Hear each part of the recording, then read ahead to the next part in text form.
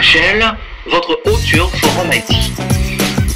De New York à Paris, de Paris à Port-au-Prince, de Port-au-Prince à Dublin, la question de la réconciliation nationale est dans l'air du temps, c'est l'actualité du moment. Mon édito d'aujourd'hui, en ce mardi 18 octobre 2011, abordera le thème de justice et réconciliation en Haïti. La semaine dernière, le président de la République d'Haïti a mis son costume de conciliatore pour rassembler la nation haïtienne. Il a rencontré les anciens chefs d'État, tels que Prosper Avril, Jean-Bertrand Aristide, Jean-Claude Duvalier et Henri Nanfi.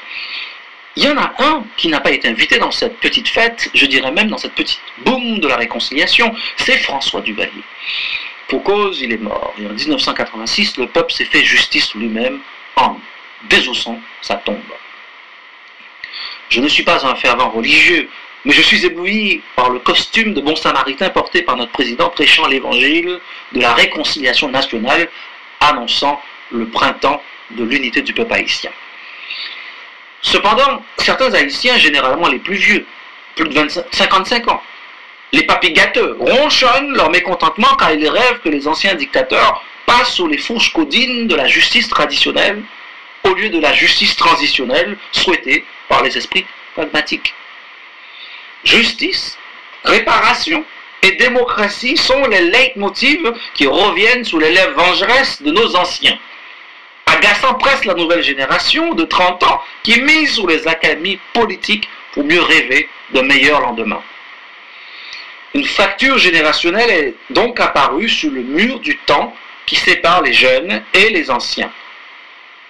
Mais les traumatisés du duvalierisme ont-ils tort de voir leurs bourreaux flâner impunément sur le champ de Mars comme si rien ne s'était passé? C'est pourquoi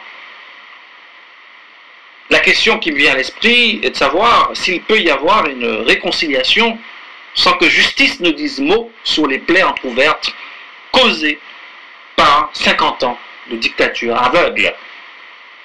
À cette question, mes chers compatriotes, je vous demande de faire la part des choses afin de pacifier le pays. La réparation juridique n'amènera pas nécessairement à une réconciliation politique, pas plus qu'une réconciliation politique pourra effacer la réparation juridique.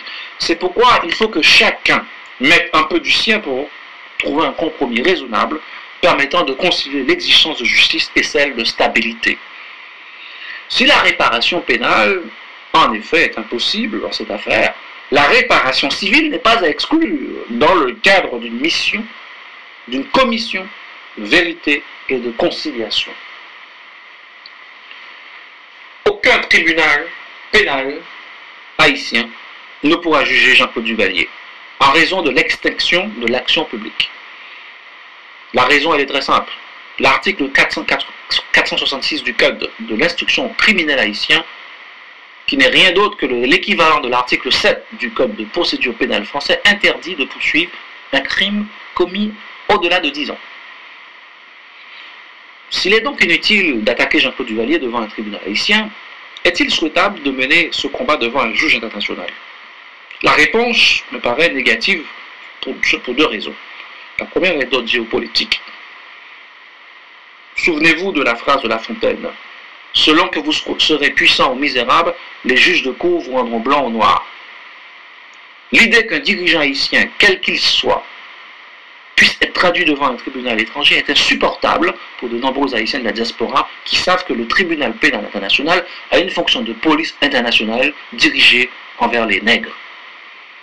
C'est donc contraire à toute la philosophie politique des pères fondateurs d'Haïti que de jeter un haïtien dans la cage au lion.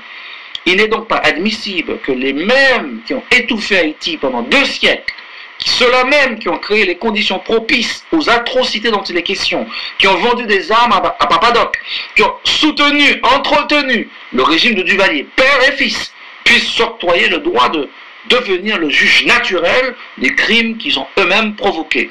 Ce serait indécent. La deuxième raison plus technique enterre définitivement tout espoir qu'un tribunal international puisse connaître cette affaire. Haïti a signé le traité relatif au statut de la Cour pénale internationale le 26 février 1999, mais ne l'a pas ratifié. En droit international, Mes chers compatriotes, il faut distinguer la signature et la ratification. Seule la ratification engage un État sur un plan juridique. Haïti n'a pas ratifié cette convention. Par conséquent, ce traité ne peut s'appliquer au chef d'État haïtien.